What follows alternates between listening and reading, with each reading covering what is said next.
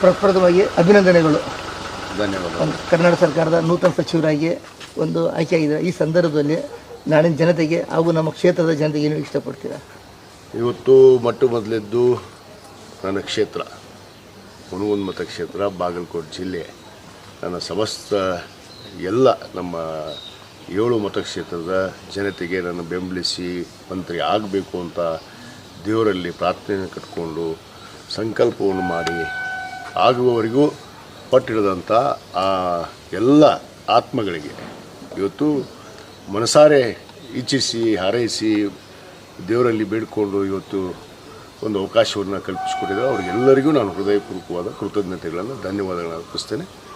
ಆಮೇಲೆ ನಮ್ಮ ನಾಡಿನ ದೊರೆ ನಮ್ಮ ಮುಖ್ಯಮಂತ್ರಿಗಳು ಸನ್ಮಾನ್ಯ ಡಿ.ಕೆ. ಶಿವಕುಮಾರ್ ಸಾಹೇಬರಿಗೆ ಯಾಕಂದರೆ ವಿಶೇಷವಾದ ಕೃತಜ್ಞತೆಗಳನ್ನು ಧನ್ಯವಾದಗಳು. ಯಾಕಂದರೆ ತಮಗೆ ಗೊತ್ತಿದೆ ಹಲವಾರು ಜನ ಇವತ್ತು ಪೈಪೋಟಿ ಇರುವಂಥ ಸಂದರ್ಭದಲ್ಲಿ ಕೂಡ ಇವತ್ತು ನನ್ನ ತಂದೆಯವರಾಗಿರ್ಬೋದು, ನನ್ನ ತಾಯಿಯವರಾಗಿರ್ಬೋದು ನನ್ನ ಸೇವೆಯನ್ನು ಪರಿಗಣಿಸಿ ಇವತ್ತು ಒಂದು ಸಮುದಾಯ, ದೊಡ್ಡ ಸಮುದಾಯ ಲಿಂಗಾಯತ ವೀರಶೈವ ಲಿಂಗಾಯತ ಧರ್ಮದಲ್ಲೇ ಒಂದು ದೊಡ್ಡ ಸಮುದಾಯ, ಅದು ಲಿಂಗಾಯತ ಪಂಚಮಸಾಲಿ ಸಮಾಜಕ್ಕೆ ಇವತ್ತು ನ್ಯಾಯ ಸಿಗುವಂಥ ಕೆಲಸವನ್ನು ಮಾಡಿಕೊಟ್ಟಿದ್ದು ಅದು ಸನ್ಮಾನ್ಯ ಡಿ.ಕೆ. ಶಿವಕುಮಾರ್ ಸಾಹೇಬರು. ಅವರಿಗೆ ಕೂಡ ನಾನು ಹೃದಯಪೂರ್ವಕವಾದ ಕೃತಜ್ಞತೆಗಳನ್ನು ಧನ್ಯವಾದಗಳನ್ನು ಅರ್ಪಿಸ್ತೇನೆ.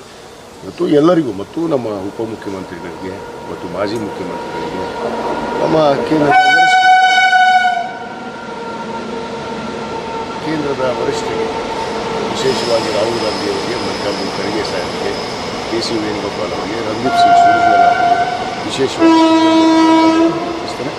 ಪ್ರತಿಯೊಂದು ಒಂದು ಜವಾಬ್ದಾರಿಯನ್ನು ನಮ್ಮ ವರಿಷ್ಠರಾಗಿರ್ಬೋದು, ನಮ್ಮ ನಾಯಕರು ವಿಶ್ವಾಸ ಮತ್ತು ಒಂದು ಅವಕಾಶವನ್ನು ಕಲ್ಪಿಸಿಕೊಟ್ಟಿದ್ದಾರೆ.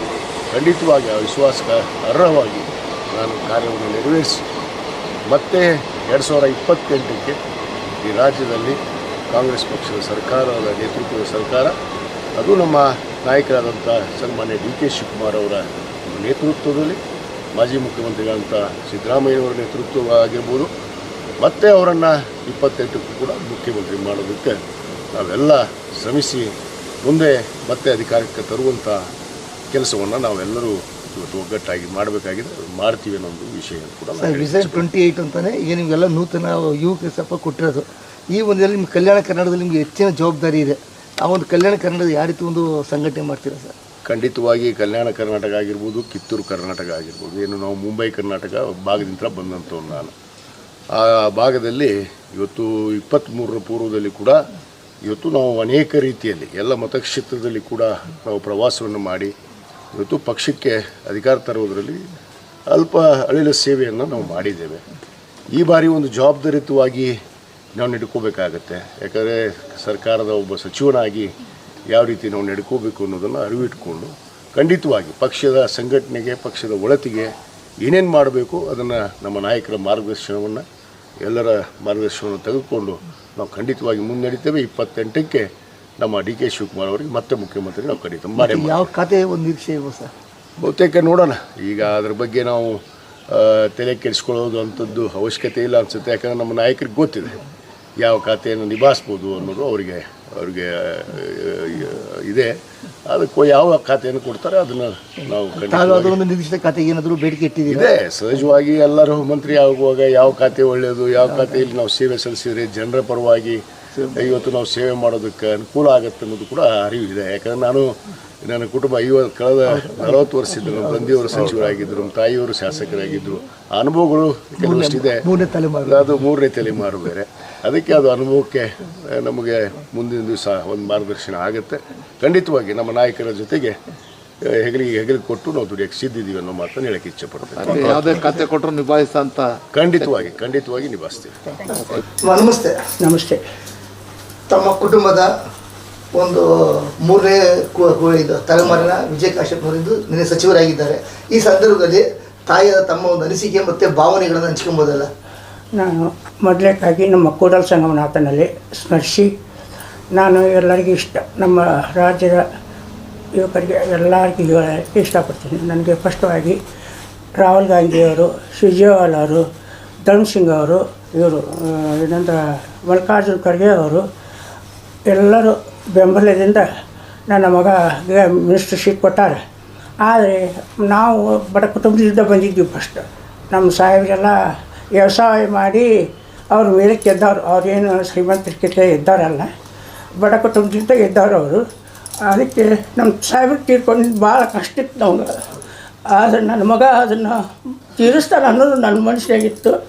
ಆದರೆ ನನ್ನ ಮಗ ಇನ್ನೂ ಎತ್ತರಕ್ಕೆ ಬೆಳೀಲಿ, ನನ್ನ ಮಗ ಇದನ್ನು ಎಲ್ಲ ಮಾಡ್ಕೊಂಡು ಹೋಗ್ತಾನೆ ಅಂಥೇಳಿ ನನಗೆ ಭರವಸೆ ಐತಿ. ನನ್ನ ಮಗ ಎಲ್ಲ ತಾಲೂಕು ಎಲ್ಲ ಹುನಗುಂದ ತಾಲೂಕು, ಇಳಕಲ್ ತಾಲೂಕಿನವರಿಗೆ ನಾನು ಧನ್ಯವಾದ ಹೇಳಾಕ್ಬಿಡ್ತೀನಿ. ಎಲ್ಲರೂ ಬೆಂಬಲವಾಗಿ ನಿಂತು ನನ್ನ ಮಗನ ಮಿನಿಸ್ಟ್ರ್ ಮಾಡಿದ್ರು. ಪ್ರಥಮವಾಗಿ ನಾನು ಡಿ ಕೆ ಶಿವಕುಮಾರ್ ಅವರಿಗೆ ನಾನು ಧನ್ಯವಾದ ಹೇಳೋಕ್ಕೆ ಬಯಸ್ತೀನಿ. ಆದರೂ ನಮ್ಮ ರಾಹುಲ್ ಗಾಂಧಿಯವರು ನಾವು ಅಲ್ಲಿ ಹೋದ್ರೆ ಆಯ್ತು, ನಮ್ಮ ಮಕ್ಕ ನೋಡಿದ್ರೆ ಆಯ್ತು ನಂದು ನಮ್ಮ ಸಾಹೇಬ್ರದ್ದು.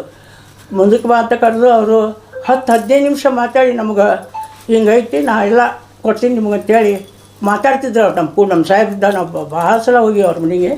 ಅವರು ಸೋನಿಯಾ ಗಾಂಧಿ ಆಯ್ತು, ರಾಜೀವ್ ಗಾಂಧಿ ಆಯ್ತು, ನಮ್ಮನ್ನು ಕರೆಸಿ ಮಾತಾಡ್ತಿದ್ರು. ಅವ್ರದ್ದು ಎಲ್ಲರದ್ದು ನಮಗೆ ಬೆಂಬಲ ಐತಿ. ಅವರ ಆಶೀರ್ವಾದದಿಂದ ನನ್ನ ಮಗ ಮಿನಿಸ್ಟರ್ ಆಗ್ಯಾನ. ಆದರೆ ಮಿನಿಸ್ಟ್ರಿಗೆ ಹೆಂಗತಿ ಅದು ಹೆಂಗೆ ರಾಜ್ಯದಲ್ಲಿ ಹೆಂಗೆ ನನ್ನ ಮಗನ ಬೆಂಬಲ ಹೆಂಗೈತೆ ಅನ್ನೋದು ನನ್ನ ತಾಯಿಗೆ ಗೊತ್ತದು. ಅದನ್ನೆಲ್ಲ ಪೂರ್ತಿಗೊಳಿಸ್ತಂತ ನನ್ನ ಮಗನಿಗೆ ನಾನು ಭರವಸೆ ಕೊಡ್ತೀನಿ. ನನ್ನ ಮಗನ ಕೈ ಮಾತನ್ನು ಅನ್ನೋದು ಭರವಸೆ ಐತಿ. ನನ್ನ ಮಗ ಎಲ್ಲ ರೀತಿಯಿಂದ ನಡೆಸ್ಕೊಂಡು ಹೋಗ್ತಾನಂತ ನನ್ನ ಧನ್ಯವಾದಗಳು. ಮುಂಬೈ ಕರ್ನಾಟಕಕ್ಕೆ ಒಂದು ಯುವ ಪ್ರತಿಭೆಯನ್ನು ಕೊಟ್ಟಿದ್ದಾರೆ. ಒಂದು ಭಾಳ ನಿರೀಕ್ಷೆ ಇಟ್ಕೊಂಡು 2028 ಸರ್ಕಾರ ಬರಬೇಕು ಅಂತಂದು ಒಂದು ಮಗರು ಕೊಟ್ಟಿದ್ದಾರೆ, ನಿರೀಕ್ಷೆ ಕೊಟ್ಟಿದ್ದಾರೆ. ಈ ಒಂದು ಜವಾಬ್ದಾರಿ ನಿಭಾಯಿಸ್ತಾರ? ಪಕ್ಕ ನಿವಾರಿಸ್ತಾರೆ. ನಿವಾರಿಸೋದು ಅವ್ರಲ್ಲಿ ಶಕ್ತಿ ಐತದ. ಅವರ ಅಪ್ಪನ ಬೆನ್ನೆಲುಬಾಗಿ ಬಂದಿದ್ದ. ಅವ್ರು ಮಿನಿಸ್ಟರ್ ಆದಾಗೂ ಅವ್ರ ಹಿಂದೆ ಅಡ್ಡಾಡಿ ಎಲ್ಲ ಅದು ಮೊದಲಿಗೆ ಇತ್ತು ಅವನಿಗೆ. ಅದನ್ನು ಅಷ್ಟು ಪೂರ್ಣಗೊಳಿಸ್ತಾನೋದು ನನಗೆ ಭರವಸೆ ಐತೆ ನನ್ನ ಮಗ. ಮತ್ತು ಯಾವ ಒಂದು ಖಾತೆಯಲ್ಲಿ ಸಿಗ್ಬೋದಮ್ಮ? ಅದು ರಾಹುಲ್ ಗಾಂಧಿ ಅವ್ರಿಗೆ ಬಿಟ್ಟದ್ದು, CM ಅವ್ರಿಗೆ ಬಿಟ್ಟದ್ದು, ಅದನ್ನು ನಾವು ಹೇಳೋಕ್ಕಾಗಲ್ಲ. ತಾವೊಂದು ಪಾತ್ರ ಈಗ ನೀವು ಹುನಗುಂದ ಕ್ಷೇತ್ರದಲ್ಲಿ ತಮ್ಮದೇ ಒಂದು ಇದೆ. ಯಾಕೆಂದರೆ ನೀವು ಸಾಹೇಬ್ರು ಹೋದಾಗ ತಾವು ಅಲ್ಲಿಗೂ ನಿಂತ್ಕೊಂಡು ಶಾಸಕಿಯಾಗಿ ಭಾಳಷ್ಟು ಸಂಘಟನೆ ಮಾಡಿ ಕೆಲಸ ಮಾಡಿ ಅವರಿಗೆ ಈಗ ಮಗವರಿಗೆ ಅದು ಬಿಟ್ಕೊಟ್ಟಿದ್ದು ನೀವು.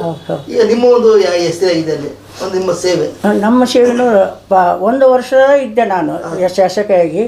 ಆದರೆ ಪುನಃ ಇದು ಬಂತು. ನನ್ನೇನಿಂದ ಅಂತ ಹೇಳಿದ್ರು ರಾಹುಲ್ ಗಾಂಧಿಯವರು, ಸೋನಿಯಾ ಗಾಂಧಿಯವರು.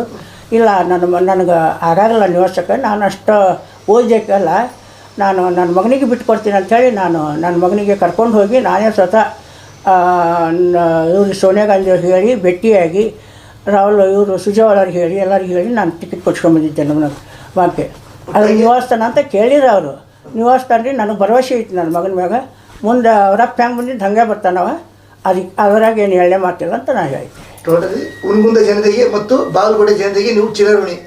ನಾವು ಬಾಗಲಕೋಟೆ ಜನರಿಗೆ ಹುನಗುಂದ ತಾಲೂಕು, ಇಳಕಲ್ ತಾಲೂಕಿಗೆ, ಬಾಗಲಕೋಟೆ ಜಿಲ್ಲೆಗೆ ನಾವು ಚಿರಋಣಿ ಆಗಿರ್ತೀನಿ. ಯಾವತ್ತೂ ಅವ್ರ ಸೇವೆ ಮಾಡೋಕ್ಕೆ ನಾವು ಸಿದ್ಧನಾಗಿರ್ತೀನಿ.